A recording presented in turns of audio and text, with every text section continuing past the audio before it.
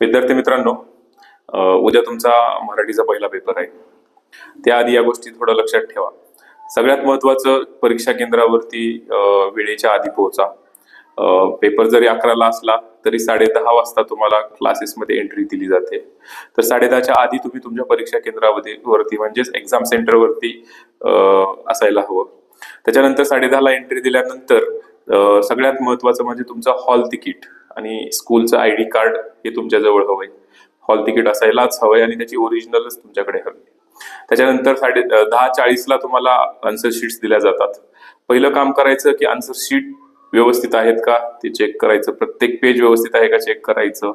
जर नसतील, answer sheet फाटलेली असेल किंवा काही प्रॉब्लेम असेल तर आन्सर शीट ती परत देऊन नवीन चांगली आन्सर शीट घ्या.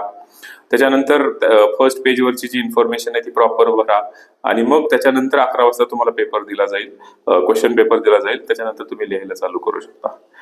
तुम्हाला उद्याचा पेपर चांगलाच जाणार आहे. वर्षभर तुम्ही खूप मेहनत घेतलेली आहे. तर उद्याच्या पेपरसाठी माझ्याकडून तुम्हाला सगळ्यांना, उद्या 10वीची परीक्षा मराठीचा पेपर देणाऱ्या सगळ्या विद्यार्थ्यांना माझ्याकडून खूप खूप शुभेच्छा.